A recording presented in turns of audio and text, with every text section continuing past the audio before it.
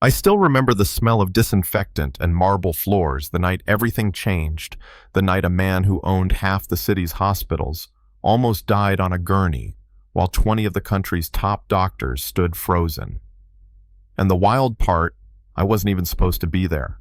I was just a housekeeper on the night shift, mopping the halls nobody looked at twice.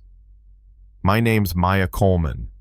For 2 years, I pushed that gray cart up and down the private wing of Sterling Heights Medical Center. Nobody ever said thank you. Nobody ever asked what I knew. They just stepped around me like I was a chair in the corner. That night started with glitter and cameras. Miles Alden, the billionaire medical tech mogul, was throwing his annual gala at the Crescent Ballroom. Chandeliers like upside-down diamond gardens, tuxedos worth more than my yearly rent, senators rubbing shoulders with surgeons. I was on the cleanup crew, invisible as usual. Miles raised his champagne glass, bragging about breakthroughs and power plays, and then mid-sentence he froze. His hand trembled. The glass slipped and he crumpled forward like a marionette with its strings cut. People screamed, phones came out, his private medical team swarmed. I stood there with my mop thinking, not again. Because 5 years earlier, I'd watched my brother die from a simple reaction. A room full of professionals swore couldn't happen. I'd begged them to look closer. They told me to sit down. He was gone in 3 days. That memory's been riding my shoulder ever since, the thing that makes me see details other people miss. So when they wheeled Miles into the hospital later that night, unconscious and gasping, and I saw the way his body reacted to the IV line, a switch flipped inside me. Picture it, a VIP suite decked out like a 5-star hotel. 20 doctors each with their own little empire, shouting diagnoses, ordering scans, arguing in expensive accents. Stroke, cardiac, neurological. Every theory contradicted the next. And me in the corner squeezing out my mop, noticing how Miles's breathing stuttered, not when they changed his oxygen, but when they nudged his IV line. A subtle flinch, a quick hitch in his chest, the kind of detail you only catch if you've been invisible long enough to watch everything. At first, I told myself to stay quiet. A hospital like this runs on hierarchy, and a black woman in a janitor uniform is at the bottom. But then Miles's daughter Sophia came over. She'd been watching me watch her father. Her eyes were red, her hands shaking. "You've seen something, haven't you?" she whispered. And I heard myself say, "Maybe, but they won't listen." She said I will. That gave me courage. I started talking fast, laying out what I saw, the amber-tinted IV bag that should have been clear, the rash on his neck, like a chef I once saw poisoned by bad shellfish, the napkin from the gala I'd fished out of his tuxedo pocket with the words, "tasted wrong," scribbled on it. Sophia's eyes widened. "He always orders the oysters, Rockefeller," she murmured. "Every gala." We pieced it together in hushed tones. Someone had dosed him at the gala, then kept feeding the poison through his IV. But when I spoke up to the doctors, "You're missing something. Check the IV bags," they cut me off. One of them. Dr. Blackwood smirked and said, "And what medical school did you graduate from?" I wanted to scream. Instead, I went back to my cart, but Sophia squeezed my hand and whispered, "Keep looking." Later that night, I slipped into the supply room. The boxes of IV bags looked identical except for one lot number. The printing on its label was a hair off. I took photos, heart pounding. That's when the door opened. Miles's son Cameron walked in. He smiled without warmth. "You see everything, don't you?" The invisible woman cleaning up after us all. "Tell me, is he going to make it?" His tone wasn't worried. It was calculating. Then he traced his finger along the IV boxes and said, "Accidents happen. People see things they shouldn't." My stomach turned cold. I left with my photos shaking but determined. In the hallway, Dr. Blackwood cornered me. His polite mask was gone, his eyes wild. "He ruined my life," he hissed. "Took everything. This is justice." He pulled a syringe from his pocket. and justice for anyone who interferes. My nursing instincts took over. I threw a mop bucket at his face, bolted, and ran straight into Miles's suite, just as a nurse was about to hang another amber bag. "Stop!" I shouted. "Don't connect that!" Security grabbed me. Blackwood stormed in dripping mop water, claiming I'd attacked him.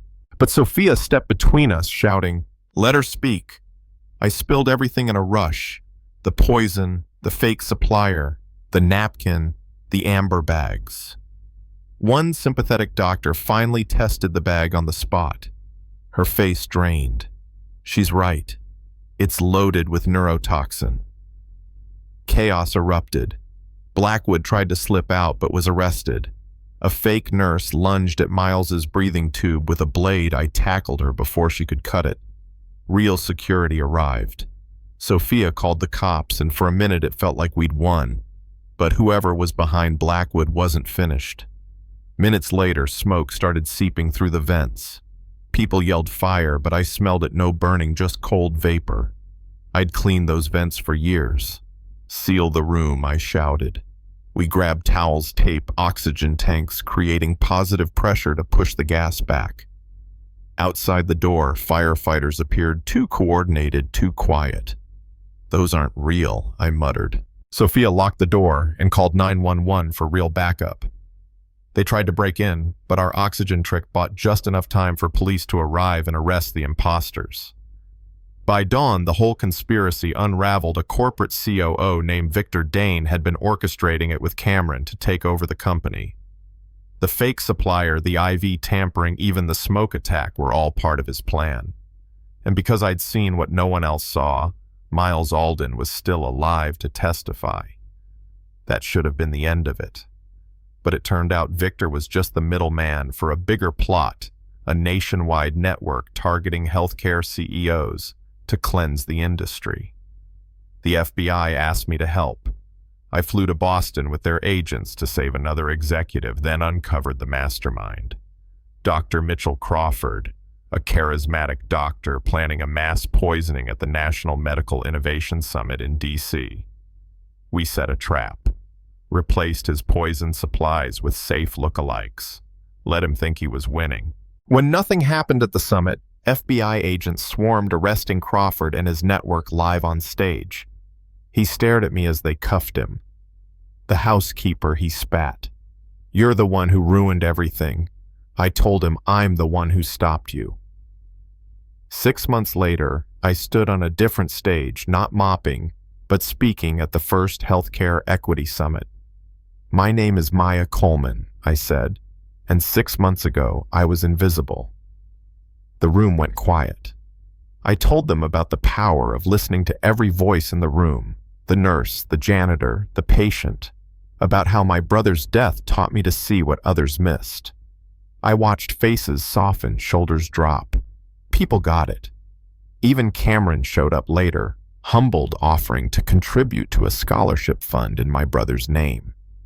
Miles kept his promise, too full support for me to finish my nursing degree and lead a new patient advocacy division. And across the country, hospitals started adopting what some called the Maya Protocol, opening channels for frontline staff to report concerns without fear. But it's not a fairy tale. The system's still huge, still slow to change. Sometimes I wake up at night thinking about Crawford's last words. "The flock remains diseased." He wasn't wrong about the problems, just about the solution. My job now is to build, not burn. Sometimes when I'm back at Sterling Heights for meetings, I pass the same halls I used to mop. The same gray uniforms, the same quiet workers pushing carts.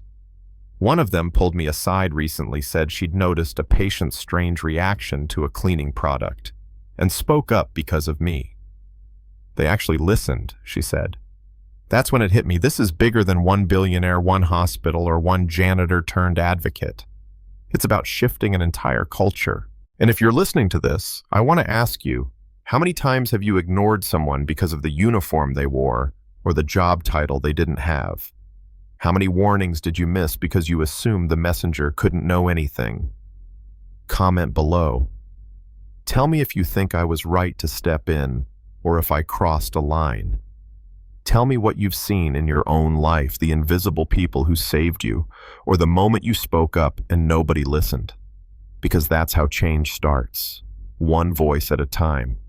And sometimes it's the quietest one in the room that saves us all.